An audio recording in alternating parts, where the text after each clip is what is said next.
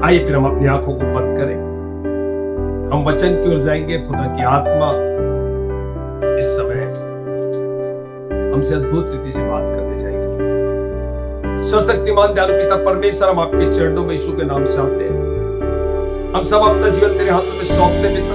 हम थोड़ी देर तेरी आराधना किए हैं, अब वो समय आ चुका है खुदावन जब आपकी आवाज को हम सुनना चाहते हैं। खुदावन मुंह हमारा मगर शब्द आपके होने पाए, क्योंकि पिता तेरा वचन जो हमारे गुदे गुदे को आर पार छेद के आपके समान बनाता है, आज होने दे दयालु पिता परमेश्वर, जो वचन बोया जाए वो 100 गुना फलवंत होने पाए। हर एक व्यक्ति आज तेरे स्वर्गीय बुद्धि ज्ञान से भरपूर होने पाए। हर एक व्यक्ति आज खुदावन अद्भुत तेरे वचन को सुन के बदलने पाए। हर एक व्यक्ति आज वचन को सुन के चंगाई होने पाए। हर एक व्यक्ति तेरे वचन को सुन के आशीषित होने पाए। हर एक व्यक्ति तेरे वचन को सुन के पवित्र किया जाए। हर एक व्यक्ति तेरे वचन को सुन के तेरे करीब पाया जाए। पिता मैं ऐसा विश्वास करता हूँ पिता, आज आप हर से बात करने जा रहे हैं। मैं ऐसा विश्वास करता हूँ पिता, जो वचन बोया जा रहा 100 गुना फलवंत होने जा रहा है। मैं ऐसा विश्वास करता हूँ पिता, आज एक बड़ी गवाही के साथ खुदावन वो लोग खड़े हो रहे हैं। हम धन्यवाद करते पिता। हम सब अपना जीवन तेरे हाथों में सौंपते हैं। पवित्र आत्मा हमारी अगुवाई कर, यीशु के नाम से मांगते हैं, आमीन आमीन आमीन। Hallelujah hallelujah. प्रियो, आज का जो मेरा विषय है बुद्धि, विजडम, क्या ये जरूरी है इस विषय में बात करना? क्या ये जरूरी है कि इस विषय में चर्चा करना? कई बार हमें लगता है जरूरी नहीं है इस पर बात करना। हम ऑलरेडी बहुत बुद्धिमान है, हमारे पास बुद्धि है और इस बुद्धि से हम अपने आप को चलाते हैं। मगर फिर बताना चाहता हूं, आज इन्हीं बातों पर हम आज बात करेंगे। आज हम इन बातों से कुछ बातों को सीखने पाएंगे कि कितना जरूरी है इस टॉपिक में जो हम इस समय सीखने जा रहे हैं। प्रिय, बताना चाहता हूं कौन सी बुद्धि का इस्तेमाल करना चाहिए और कौन सी बुद्धि का इस्तेमाल नहीं करना चाहिए, आज सीखेंगे और समझेंगे। हम लोग सबों के पास बुद्धि है, मगर आज देखेंगे हम किस बुद्धि को इस्तेमाल कर रहे हैं। मेरे साथ निकाल लीजिए रोमियो 11 अध्याय का 33 और 34 पद को देखें। यहां पर बाइबल क्या बताती है। रोमियो 11 का 33 और 34 पद। आहा परमेश्वर का धन और बुद्धि, आहा परमेश्वर का धन और बुद्धि, और ज्ञान क्या ही गंभीर है, और जो ज्ञान क्या ही गंभीर है, उसके विचार कैसे अथाह, और उसके विचार कैसे अथाह, और उसके मार्ग कैसे अगम, और उसके मार्ग कैसे अगम है। प्रभु की बुद्धि को किसने जाना, परमेश्वर की बुद्धि को किसने जाना, या उसका मंत्री कौन हुआ, या उसका मंत्री कौन हुआ। तो ये बताना चाहता हूं ये गंभीर विषय है, क्योंकि बाइबल साफ बताती है परमेश्वर का धन और बुद्धि क्या है, गंभीर है। ज्ञान गंभीर है। ये चंचल ज्ञान नहीं है प्रियो, जो संसार में पाया जाता है। क्योंकि संसार में थोड़ी देर के लिए चकाचौंध दिखाया जाता है, चमत्कार की बातें दिखाते हैं, ये बदल गया वो बदल गया। मगर बताना चाहता हूं ये बहुत गंभीर बातें प्रियो। कोई इसके मार्ग को समझ नहीं सकता, इतना ये अगम है। कोई उसका मंत्री नहीं बन सकता, कोई परमेश्वर को सलाह नहीं दे सकता कि प्रभु जी ऐसा नहीं ऐसा करो, ये बात गलत है ये बात सही है। कोई उसे बता नहीं सकता प्रियो। परमेश्वर अपने आप में ज्ञान का परमेश्वर है, बुद्धि का परमेश्वर है। और फिर बताना चाहता हूं वो ज्ञान वो बुद्धि गंभीर है, वो सर्वश्रेष्ठ है। और वो सर्वश्रेष्ठ बुद्धि काम कर रही है। ये बुद्धि परमेश्वर ने सृष्टि की रचना की, बुद्धि ने मनुष्यों को बनाया, जानवरों को बनाया, सब चीजों को बनाया। परमेश्वर ने क्या किया? बोला और ये चीजें हो गई। मगर फिर बताना चाहता हूं, लेकिन आदम और हवा का अट्रैक्शन कुछ अलग बातों पर क्या हो गया था? पड़ गया था। उनके दिमाग में ये बातें आ गई, क्यों ना हम परमेश्वर के जैसे बन जाए। जैसे बुद्धि परमेश्वर की है वैसे बुद्धि हमारी क्यों ना बन जाए। हम क्यों ना उस बुद्धि के आगे बढ़े। ये लालच उनके जीवन में आ गया प्रियो। वे उस वृक्ष के पास गए जहां उन्हें जाना नहीं था, जिसका फल नहीं खाना था, और उन्होंने क्या किया? भले बुरे का ज्ञान का फल खाया। और बाइबिल ऐसी बात करती है प्रियो। मेरे साथ एक वचन निकाल लीजिए यहां पर, उत्पत्ति 3 अध्याय के 6 पद में देखेंगे बाइबिल क्या बताती है। 3 का 6। अतः जब स्त्री ने देखा कि उस वृक्ष का फल खाने के लिए अच्छा, देखने में मनभाऊ और बुद्धि देने के लिए चाहने योग्य भी है, तब उसने उसमें से तोड़कर खाया और अपने पति को भी दिया और उसने भी खाया। प्रियो बताना चाहता हूं, इनके अंदर एक लालच आ गई। क्या आ गई? कि बुद्धि और बढ़ा सकती है।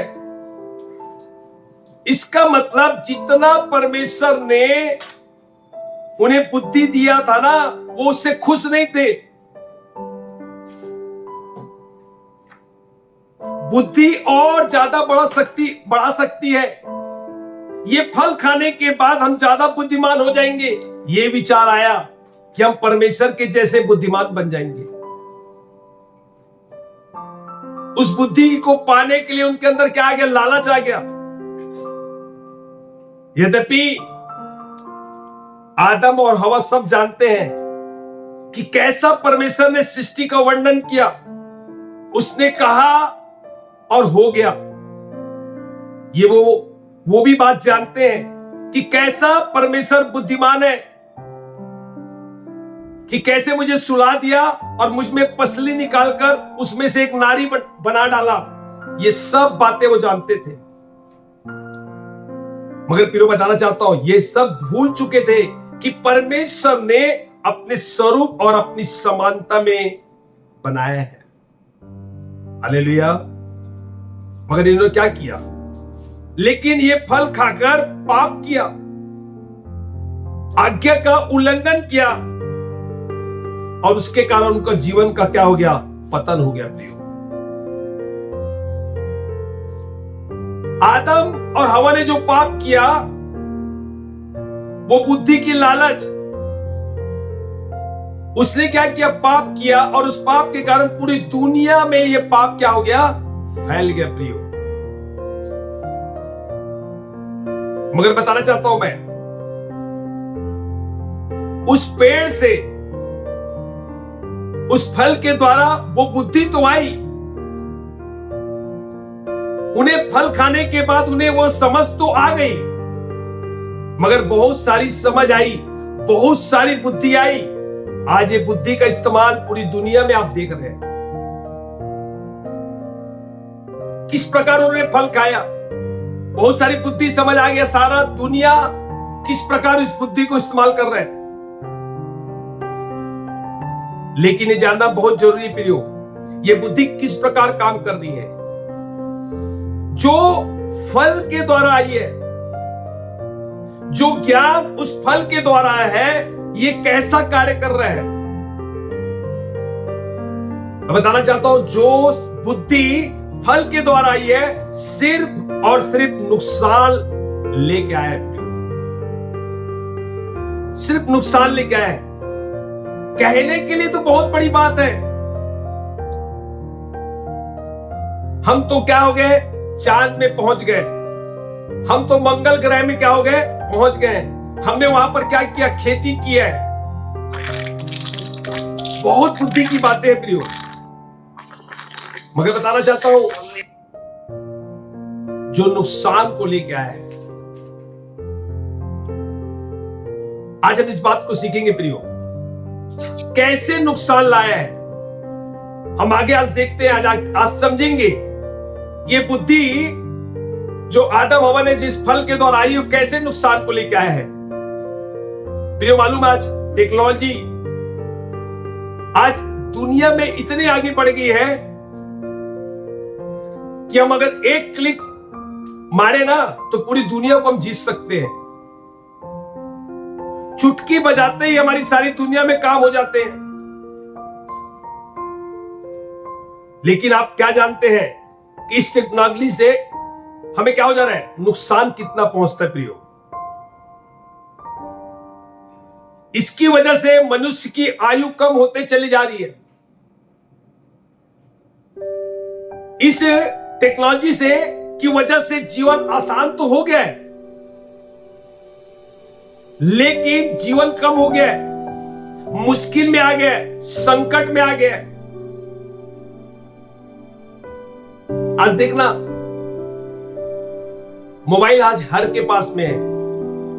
बहुत से लोग पता है अब बाइबल को नहीं पढ़ते, सीधा मोबाइल से क्या करते हैं, उसे खोलते हैं और जो उनको जरूरत है वहां से एक क्लिक मारते निकल जाता है। यूट्यूब पे बोलते सारी चीज आ जाती है।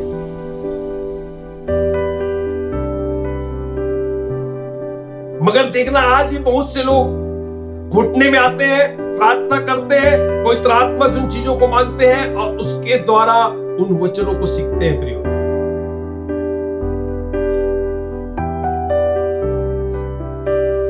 यद्यपि उन दिनों में टेक्नोलॉजी नहीं थी, तब भी लोग उनके काम होते थे और लोगों के काम चलते थे। मगर आज क्या है, आज टेक्नोलॉजी तो आ चुकी है, जीवन घट चुका है। 50 साल भी जीना मुश्किल है प्रियो। मगर बताना चाहता हूं, उस जमाने में टेक्नोलॉजी नहीं थी, लेकिन लोग जीते थे 100 साल, 150 साल, 200 साल।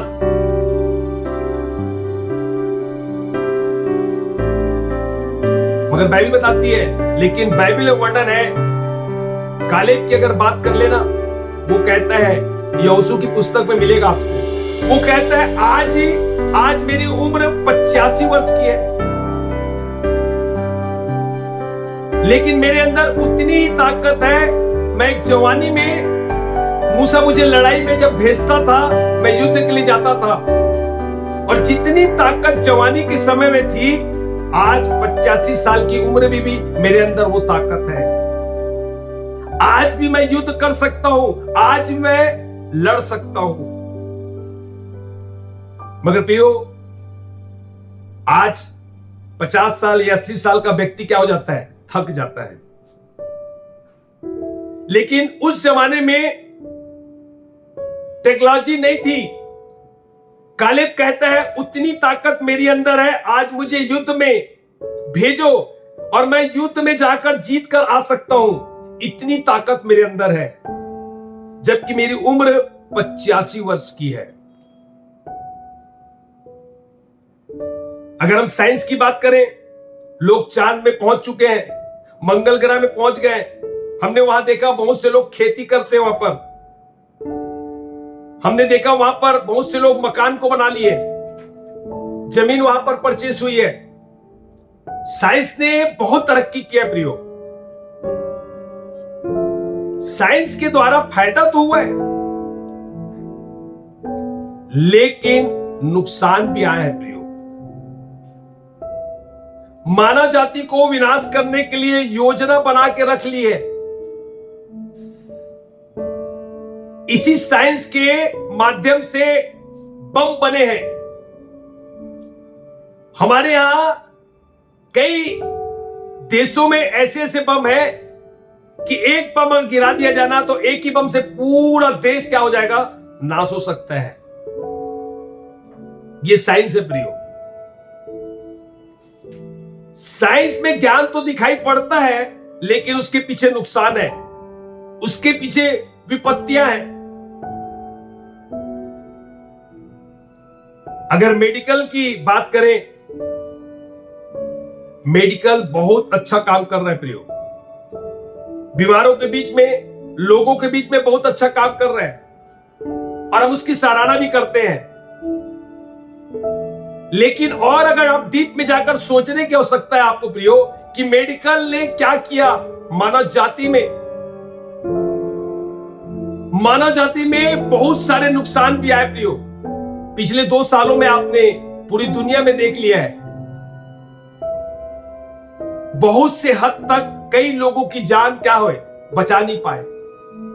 कई हद तक तो मेडिकल इसका जिम्मेदार है। डॉक्टर की वजह से जान चली गई प्रियो।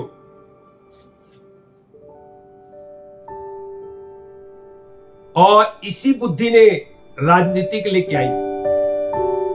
राजनीति इससे पहले नहीं थी। अदन के बगीचे में, बाग में राजनीति शुरू हुई।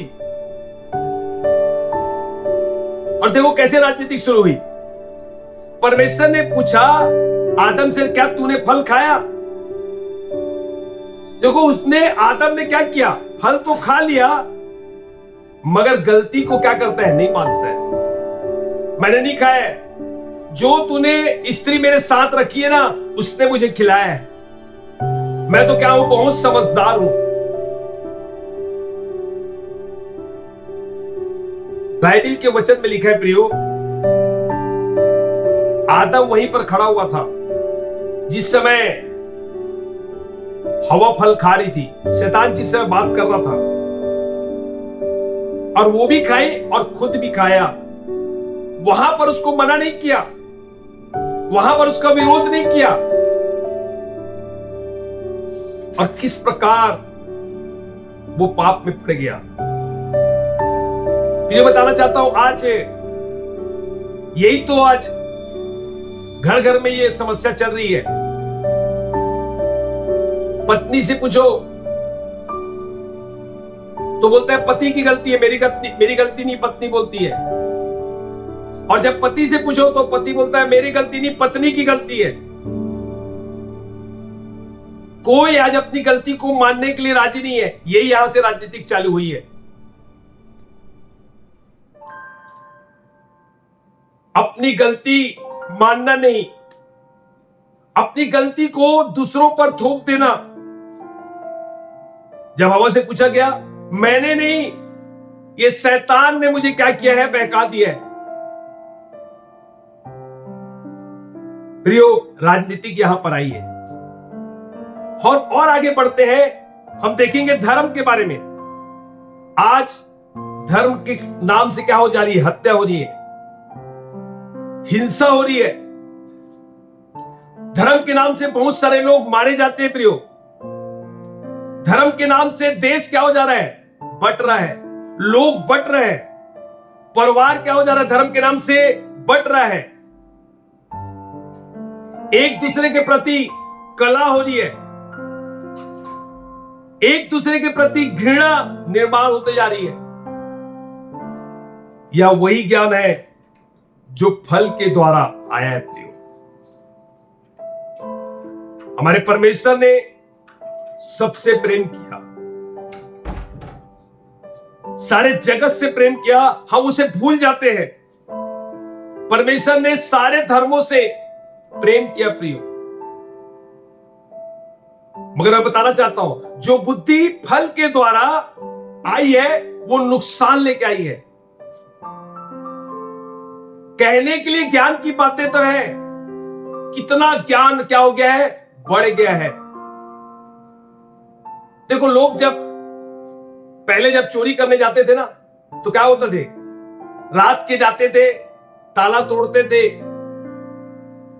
खिड़कियां तोड़ते थे, और वहां से अंदर जाके लाकर से सोना चांदी जेवरात पैसे वहां से निकाल के लाते थे।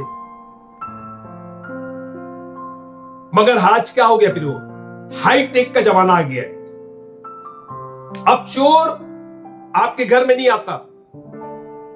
अब चोर क्या करता है, वो अपने घर पे रहता है, एसी लगी हुई है, लैपटॉप रखे रहता है, और वहां से बैठे बैठे वो क्या करता है, उस कंप्यूटर के द्वारा, मोबाइल के द्वारा आपके बैंक में जितने पैसे पड़े हैं उसे क्या करता है, पूरी रीति से निकाल लेता है।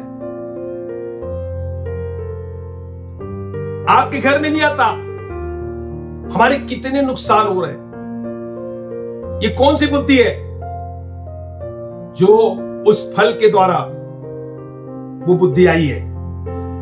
इसके अलावा परिवारों में नुकसान हो रहा है, हेल्थ वाइज नुकसान हो रहा है, आत्मिक रूप से नुकसान हो रहा है, नैतिक जीवन में नुकसान हो रहा है। ये सारे काम वही है, वो ज्ञान से आ रहा है, वो उस बुद्धि से आ रहा है जिस आदम और हवा ने क्या किया था, उस फल को खाया था। खाने पीने की अगर ध्यान दें तो हमें क्या बोलते हैं, हमें लहसुन नहीं खाना चलता, हमें नहीं चलेगा, प्याज नहीं चलता, अदरक नहीं चलता, हां शराब चलती है, तंबाकू चलता है, पान गुटखा सिगरेट चलता है। प्रिय बताना चाहता हूं, नुकसान ही नुकसान होता है।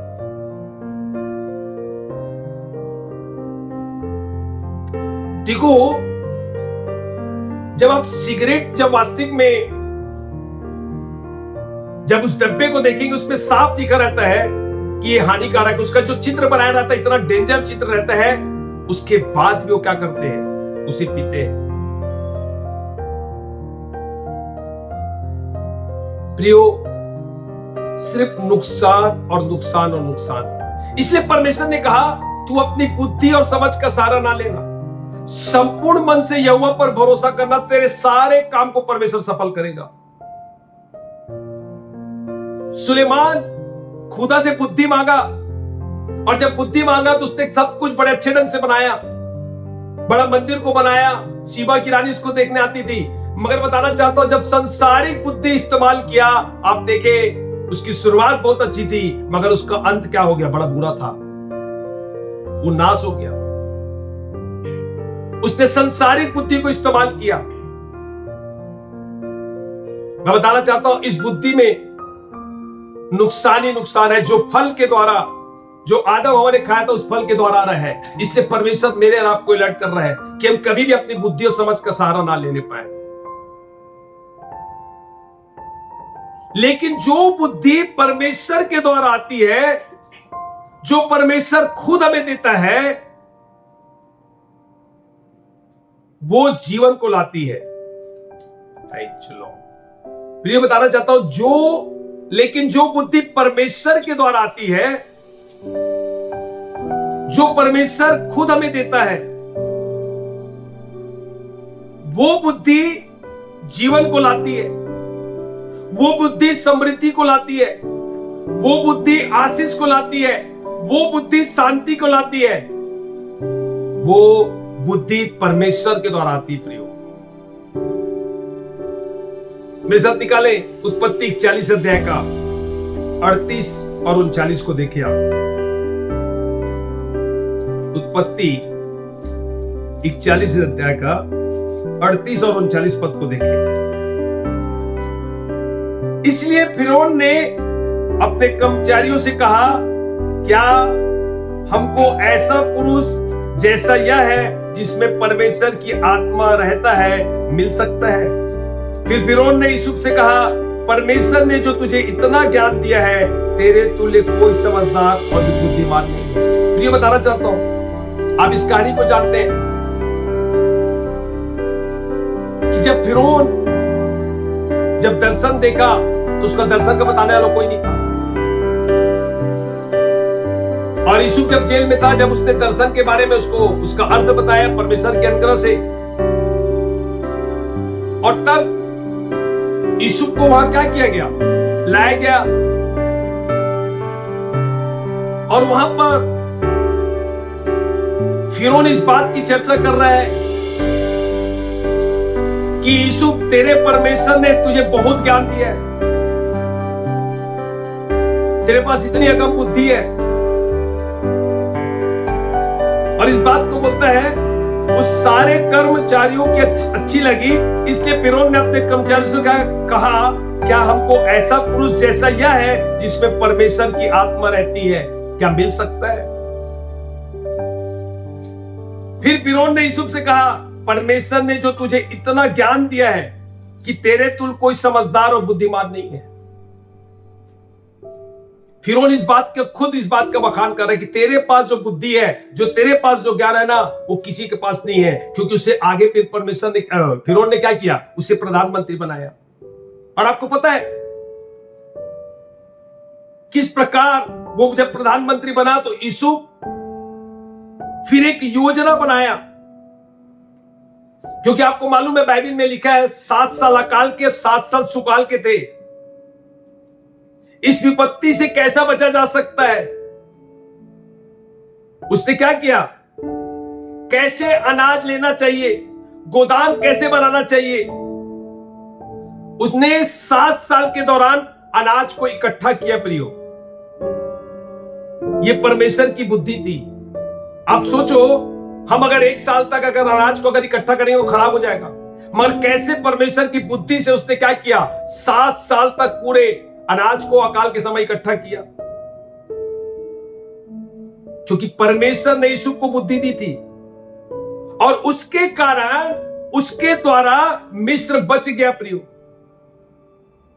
और उस बुद्धि के कारण, उस यूसुफ के कारण पैसा वहां का क्या हो गया, मिस्र का पैसा बढ़ता गया। वहां पर जानवर बढ़ते गए, वहां पर अनाज बढ़ते गए, वहां पर जमीन बढ़ती गई। वहां पर वास्तविक में देखा जाए अकाल के समय में पूरा धन बढ़ता गया।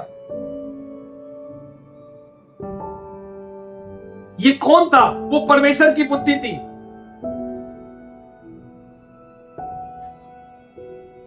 मेरे साथ एक वचन निकाल लीजिए, पहला कुरिन्थी 12 अध्याय के 7 और 8 पद को देखिए। आप क्या लिखा है यहां पर, पहला कुरिन्थी 12 का 7 और 8। किंतु सबके लाभ पहुंचाने के लिए हर एक को आत्मा का प्रकाश दिया जाता है। पवित्र आत्मा के द्वारा उस बुद्धि की आत्मा दी जाती है, उस ज्ञान की आत्मा दी जाती है। किसके लिए, लाभ के लिए। इसमें लिखा हुआ है सबके लाभ के पहुंचाने के लिए हर एक को आत्मा का प्रकाश दिया जाता है। क्योंकि एक को आत्मा के द्वारा बुद्धि की बातें दी जाती है और दूसरे को उसी आत्मा के द्वारा ज्ञान की बातें दी जाती है। हालेलुया। प्रियो, ये जो बुद्धि है नुकसान की नहीं, लाभ की है। प्रियो, इससे कलीसिया को लाभ होता है, इससे मानव जाति को लाभ होता है, इससे परमेश्वर की राज्य की लाभ की बातें होती है।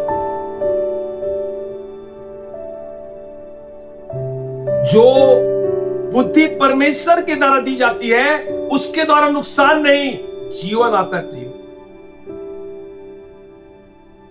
मगर बताना चाहता हूं, दूसरी तरफ शैतान काम कर रहा था। क्या काम कर रहा था, आज देखेंगे इस समय। इसी वचन में निकाल लीजिए, दूसरा कुरिन्थी 4 अध्याय के 4 पद को देखें। यहां पर दूसरा कुरिन्थी 4 का 4। और उन अविश्वासियों के लिए जिनकी बुद्धि संसार के ईश्वर ने अंधी कर दी है, ताकि जो परमेश्वर का प्रतिरूप है उसको तेजों में सुसमाचार का प्रकाश उस पर ना चमके। क्योंकि हम अपने नहीं, प्रिय यहां पर बता जा रहे हैं, शैतान ने अविश्वासियों की बुद्धि को अंधा कर दिया है। हम कई बार कहते हैं ना, ये देख नहीं पा रहा है। प्रिय, बताना चाहता हूं, ये देख रहा है मगर उसकी बुद्धि बंद है, बुद्धि अंधी है। ये इन आंखों से देख तो रहा है, हम सोचते हैं यार देख के भी नहीं देख पा रहे। अरे भैया, उसकी आंखें हैं, वो देख रहा है, मगर शैतान ने उसकी बुद्धि को क्या कर दिया है, बंद कर दिया, उसको अंधा कर दिया है। वो देख के भी नहीं देख पा रहा है, वो समझ के भी नहीं समझ पा रहा है। हालेलुया। प्रियो, आज इसी बात को बताया जा रहा है। यहां पर हम जो देख रहे हैं दूसरा कुरिन्थी 4 के 4 में, सबको पता है कि जो सिगरेट का डब्बे में क्या लिखा रहता है, ये खतरनाक है, इससे कैंसर हो जाएगा। आप देखते हो कितनी बड़ी सीन रहती है, लेकिन क्या है, उनकी बुद्धि बंद है और जो उनकी संसारिक बुद्धि है ना, जो फल के द्वारा आई है, वो बुद्धि बोलती तू पी ले, कुछ नहीं होगा। देखने के बाद इतना खतरनाक चीज होने के बावजूद भी सब कुछ है, गवर्नमेंट ने बता रहा है, सब डिब्बों में लिखा रहता है कि वर्जित है, इसे नहीं लेना, इससे कैंसर हो जाएगा, इससे मौत हो जाएगी। इतना डेंजर चित्र होने के बाद भी वो आदमी धड़ल्ले से पीता है। क्यों पीता है? क्योंकि उसकी परमेश्वर के द्वारा जो बुद्धि है ना, उसको क्या कर दिया शैतान? बंद कर दिया है। तो ये बताना चाहता हूं, शैतान का काम वही है कि नर्क की भयानकता का शैतान देखने नहीं देता। जो नर्क इतना खतरनाक है उसे देखने नहीं देता। आंखी क्या करेगा? आंखी खुली रखेगा, मगर बुद्धि को बंद कर देता है। और इसी वजह से लोग प्रभु यीशु को, मसीह को नहीं जानते। और बताना चाहता हूं, फिर देखो परमेश्वर ने कैसे योजना बनाई। परमेश्वर बोलता है मेरे पास आओ। जब तुम मेरे पास आओगे तब बुद्धि क्या हो जाएगी? खुल जाएगी। जब तक मैं और आप परमेश्वर के करीब नहीं जाएंगे, जब तक मैं और आप वचनों को नहीं पढ़ेंगे, जब तक मैं और आप परमेश्वर से प्रार्थना नहीं करेंगे, प्रियो, मेरी और आपकी आंखें नहीं खुल सकती। इसलिए 2 Corinthians 3:16 में देखें आप, 2 Corinthians 3:16 को पढ़े यहां पर।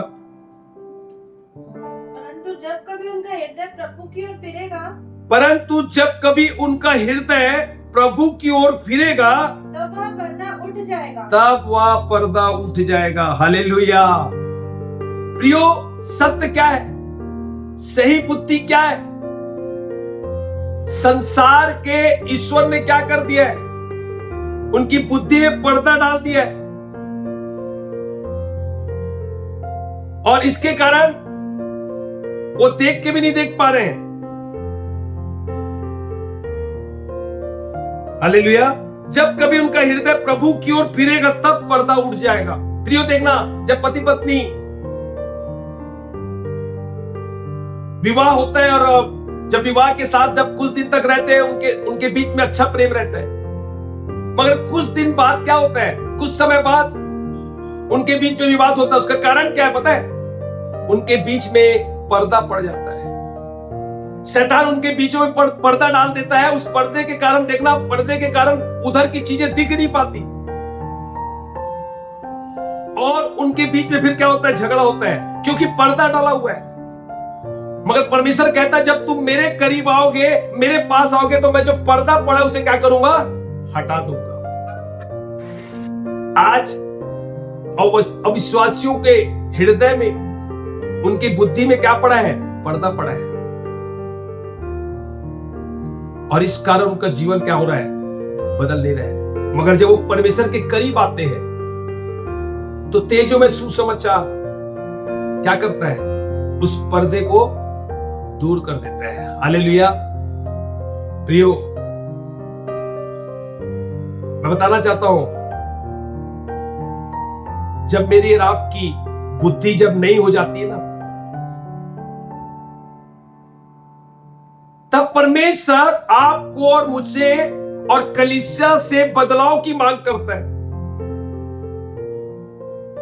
जब मेरे और आपकी बुद्धि जब नहीं होती है ना, वो चाहता है मेरे से, आपसे, कलीसिया से एक बदलाव की मांग करता है। निकाले मेरे साथ रोमियो 12:2 को देखिए आप। इस संसार के सदृश ना बनो, परंतु तुम्हारे मन के नए हो जाने से तुम्हारा चाल चलन भी बदलता जाए। हालेलुया।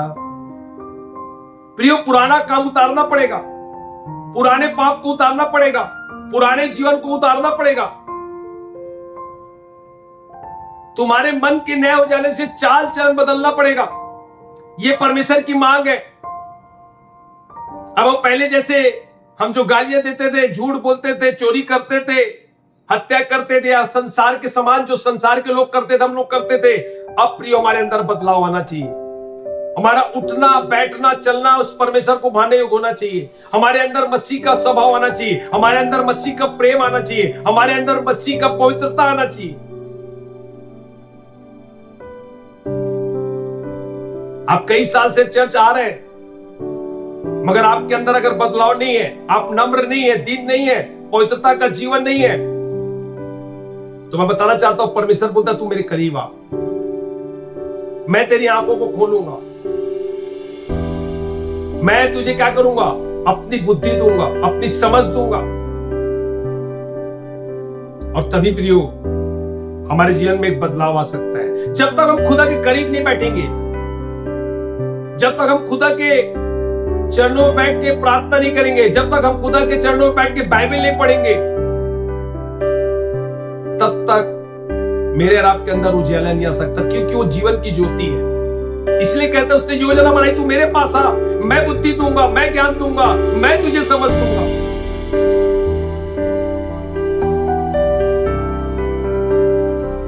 बुद्धिमान कलीसिया कैसे बनेगी प्रिय? आज जानेंगे हम इस बात को। भजन संहिता 119 का 98 से 100 तक देखिए आप। भजन संहिता 119 का 98 से 100, 98 का 100 तक।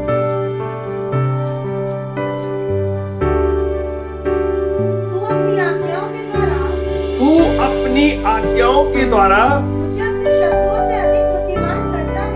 मुझे अपने शत्रुओं से अधिक बुद्धिमान करता है। हालेलुया प्रियो, बड़ा ध्यान से सुनना। बोलते हैं मेरी आज्ञाओं के द्वारा, इसका लेखक क्या बोलते हैं, तू अपनी आज्ञाओं के द्वारा मुझे अपने शत्रुओं से अधिक बुद्धिमान करता है। इसका मतलब मेरे शत्रु से ज्यादा में परमेश्वर क्या करता है, बुद्धिमान बनाता है। मतलब शत्रु के पास हमारे से ज्यादा क्या है, बुद्धि है। वो हमारे से 2 कदम ज्यादा होते हैं, उन लोग, उनके पास ज्यादा बुद्धि, 2 कदम आगे बढ़े हुए। मगर इसका लेखक कहता है जब मैं इसकी आज्ञा को मानता हूं तो तू शत्रुओं से भी ज्यादा मुझे क्या करता है, बुद्धिमान बनाता है। आज देखना किस प्रकार शत्रु क्या करते रहते हैं, अलग अलग पैतरा बदलते रहते हैं, किस प्रकार अटैक करना है, कैसे इस काम को करना है, कैसे लोगों को पाप पे गिराना है, कैसे सताव करना है, वो किस प्रकार का काम करते हैं। मगर बाइबल बताती है जब तुम उसकी आज्ञा को बनाओगे तो आपके शत्रुओं से भी ज्यादा परमेश्वर आपको क्या करेगा, बुद्धिमान बनाएगा। अपनी आज्ञाओं के द्वारा परमेश्वर की आज्ञा का पालन करोगे ना, तो क्या होगा, अपने शत्रु से ज्यादा आपको क्या करेगा, परमेश्वर बुद्धिमान बनाएगा। मालूम है यहोशू जो था, जो ए नगर, जो छोटा सा नगर था, उससे क्या हो गया, यहोशू और यहोशू की सेना हार गई। क्या कारण था, क्योंकि उन्होंने क्या किया था, उन्होंने पाप किया था। छोटा सा नगर था और पूरे नगर के लोग, ए नगर लोग क्या किए, उनको चारों ओर से भगा दिए, इतना मारे, कई लोग वहां पर मर भी गए। उसका रीजन एक ही था, यहोशू और उसकी सेना क्या कर रही थी, पाप किए थे। फिर उन्होंने क्या किया, उन्होंने पाप से मन फिराया, और पाप से मन फिराने के बाद उन्होंने परमेश्वर की आज्ञा को माना। और जब दोबारा उन्होंने जब युद्ध किया प्रियो, तो ए नगर सोचा हम तो इनको हरा दिए हैं, वो फिर गए। मगर बताना चाहता हूं उसके बाद ए नगर हार गया। कारण क्या है, क्योंकि उन्होंने क्या किया, जो पाप था उन पापों से मन फिराए, और उसके बाद जो परमेश्वर की आज्ञा थी उन आज्ञा को, परमेश्वर की आज्ञा के अनुसार उन्होंने जीवन को बिताया। और तब उस ए नगर में जब उन्होंने चढ़ाई किया तो ए नगर से उन्होंने जय को प्राप्त किया, तब ए नगर हार गया।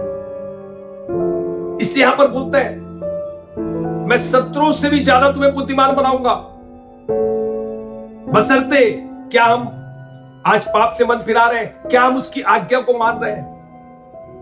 99 को देखिए आगे, मैं अपने सब शिक्षकों से भी अधिक समझ रखता हूँ। हाँ, मैं अपने सब शिक्षकों से भी अधिक क्या रखता हूं, समझ रखता हूं। प्रिय एक चीज बताओ, स्टूडेंट ज्यादा समझ रहता है कि शिक्षक ज्यादा समझदार रहता है, शिक्षक। मगर बताना क्या चाहता हूं, यहां पर बोल क्या रहा है, मैं अपने सब शिक्षकों से अधिक समझ रखता हूं क्योंकि मेरा ध्यान तेरी चितौनियों पर लगा है। प्रिय, जब हम परमेश्वर के चितौनियों पर, जो परमेश्वर जिस काम के लिए चितौनी देता है कि इस काम को नहीं करना, तो जो हमारे शिक्षक हैं, जो हमारे को पढ़ाते हैं, सिखाते हैं, लटकार, उससे भी ज्यादा परमेश्वर बोलता है मैं तुम्हें ज्ञान दूंगा। कई लोग बोलते हैं कि यार ये व्यक्ति 8वीं फेल है, इनके पास इतनी बड़ी ज्ञान की बातें कहां से आ गई? क्योंकि परमेश्वर क्या करता है, जब आप उसकी चेतावनी को मानते हैं, जब परमेश्वर बोलता है ये काम नहीं करना, ये काम करना है, इन आज्ञा को मानना है, तो परमेश्वर बोलता है मैं शिक्षा से भी ज्यादा तुम्हें बुद्धिमान बनाऊंगा। वो भले टीचर है तो क्या हुआ, भले तुम्हें सिखाते तो क्या हुआ, तुम स्टूडेंट तो क्या हो गया, उससे बढ़ के मैं तुम्हें बुद्धि दूंगा। क्या हम चेतावनी को मान रहे हैं? क्या परमेश्वर आज इस बात तो कह रहा है कि जो मैं चेतावनी दे रहा हूं तो उसके अनुसार जीवन को बिता रहा है? और आगे 100 में क्या लिखा है? मैं पुर्नियों से भी समझदार हूँ, मैं पुर्नियों से भी समझदार हूँ, हाँ, क्योंकि मैं तेरे उपदेशों को पकड़े हुए हूँ। मतलब मैं बुजुर्गों से भी समझदार हूं। कई लोग देखना जिनके बाल पक जाते हैं, इतने बुजुर्ग हो जाते हैं, फिर भी उनका क्या होता है, सोच जो रहती है उनकी, समझ बच्चों जैसी रहती है। बाल पकने से समझदारी नहीं आती। यहां पर इस बात को बता रहा है, बहुत अच्छी बात को बोल रहा है, उपदेश को पकड़ा हुआ। वो बोलता है मैं अगर उपदेश को पकड़े रहूंगा तो मैं क्या करूंगा, इन बुजुर्गों से, ये जो पुराने लोग हैं, जब हमारे से जो बुजुर्ग लोग हैं, पुराने लोग हैं, उनसे भी ज्यादा मैं तुम्हें समझदार बना दूंगा। हम बच्चे तो क्या हो गया, मगर खुदा कहता है अगर तुम मेरे उपदेश को पकड़े रहोगे, मेरे वचनों को थामे रहोगे, तो मैं इन बुजुर्गों से जो बहुत उम्र के हो चुके हैं, जो बहुत सोचते हैं हमारे पास बहुत ज्ञान है, उनसे भी बढ़ के मैं तुम्हें क्या करूंगा, इस ज्ञान को दूंगा, बोलता है। हालेलुया। प्रियो, कलीसिया बुद्धिमान बन सकती है उसके आज्ञा को माने, तब परमेश्वर अपने दुश्मन से ज्यादा आपको बुद्धिमान बनाएगा। कलीसिया बुद्धिमान बन सकती है उसकी चेतावनी को माने, तब परमेश्वर अपने शिक्षाओं से ज्यादा आपको बुद्धिमान बना देगा। जो आपके शिक्षक हैं, जो आपको बताते हैं, जो आपको सिखाते हैं, कलीसिया बुद्धिमान बन सकती है जब आप उस उपदेश को मानेंगे। तो कलीसिया फिर क्या करेगी, बुजुर्गों से भी ज्यादा, पुरानियों से, पुराने लोगों से भी ज्यादा आपको बुद्धिमान बना सकती है। प्रिय, बताना चाहता हूं, क्या आप बुद्धिमान हो? क्या आपकी बुद्धि काम कर रही है? क्या बुद्धि का इस्तेमाल आपके परिवार के लिए हो रहा है? क्या बुद्धि का इस्तेमाल आपकी कलीसिया के लिए हो रहा है? क्या बुद्धि का इस्तेमाल आपके व्यापार के क्षेत्र में हो रहा है?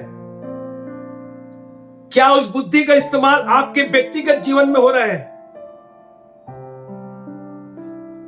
या उस बुद्धि का इस्तेमाल कर रहे हैं, वो बुद्धि जो आदम हवा के द्वारा, उस फल के द्वारा, उस मल के माध्यम के द्वारा आई थी?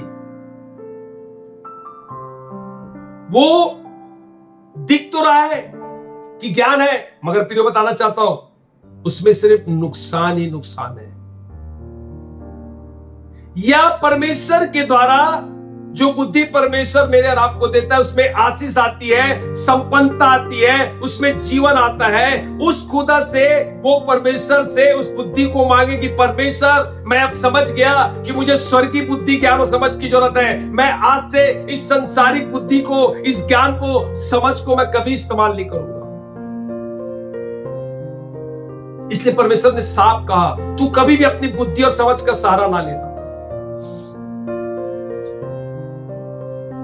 जब हम परमेश्वर की बुद्धि के अनुसार चलते हैं, उसकी अगुवाई में चलते हैं, तब परमेश्वर कहता है मैं क्या करूंगा, दुश्मनों से भी ज्यादा तुझे बुद्धिमान बनाऊंगा, शिक्षकों से भी ज्यादा मैं तुम्हें बुद्धिमान बनाऊंगा, बुजुर्गों से भी ज्यादा मैं तुम्हें क्या करूंगा, बुद्धिमान बनाऊंगा। प्रियो, आज खुदा से मांगे कि प्रभु तू मुझे स्वर्गीय बुद्धि ज्ञान दे। सुलेमान ने परमेश्वर से बुद्धि मांगी और परमेश्वर बड़ा खुश हुआ कि इन्होंने अपने लिए कुछ नहीं मांगा और खुदा ने उसे दिया बुद्धि, उसे ज्ञान दिया, समझ दिया, सब कुछ किया। मगर हुआ क्या, जब उसने सारी बुद्धि का इस्तेमाल किया, उसका जीवन नाश हो गया। प्रियो, आज कहीं हम अपनी बुद्धि का सहारा थोड़ी ले रहे हैं कि हमारा बिजनेस, हमारी कलीसिया, हमारा परिवार, हमारा बिजनेस, हमारी नौकरी, प्रिय बताना चाहता हूं, सब कुछ क्रूस में दे दे और खुदा से कहे, खुदा जिस प्रकार तूने यीशु के अंदर में उस बुद्धि को दिया है और तूने उसे प्रधानमंत्री बनाया, फिरौन उसकी चर्चा करता है कि इसके अंदर वो आत्मा, इसके अंदर वो बुद्धि और ज्ञान और समझ है। खुदा से कहे, प्रभु हमें भी तू बुद्धि दे, हमें भी तू ज्ञान दे कि हम तेरे उस बुद्धि और ज्ञान के अनुसार को जीवन को बिताने वाले हो सके। Hallelujah, hallelujah. आइए प्रिय, इस समय अपनी आंखों को बंद करें, हम प्रार्थना करेंगे। एकमात्र जीवित सामर्थ्य करना में उद्धार करता परमेश्वर, हाँ पिता, आपने हमें सिखाया कि किस प्रकार फल के द्वारा जो बुद्धि आई थी, जो आदम हवा ने जिस फल के लिए तूने मना किया था कि तू मत जाना, वो गए थे, उसने खाया पिता, और उसके कारण उसके जीवन में पतन आ गया। मगर खुदावन उस बुद्धि के लालच में वो क्या करी, मैं और परमेश्वर के तुल्य हो जाऊंगी, परमेश्वर के समान हो जाऊंगी, और उसने उस फल को खा लिया। और हमने देखा पिता किस प्रकार उस फल के द्वारा सिर्फ पता नुकसान ही नुकसान है पिता, मगर तेरी बुद्धि के द्वारा पिता हमने देखा आशीष है, समृद्धि है, जीवन है पिता, तेरा प्रेम है पिता।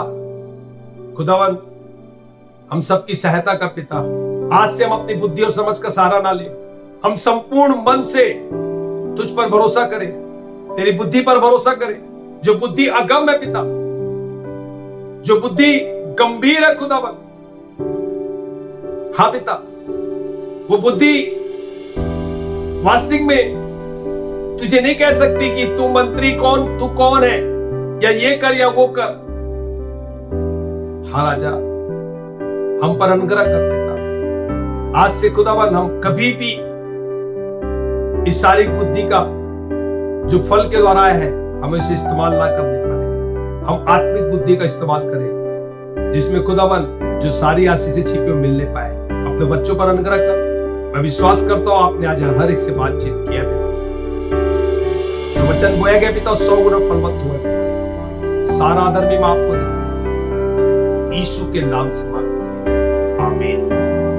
परमेश्वर पिता का प्रेम, प्रभु यीशु मसीह का अनुग्रह और पवित्र आत्मा की सहभागिता इस झुंड और पृथ्वी में जितने पवित्र लोग पाए जाते हैं उनके साथ सदा सदा बनी रहे।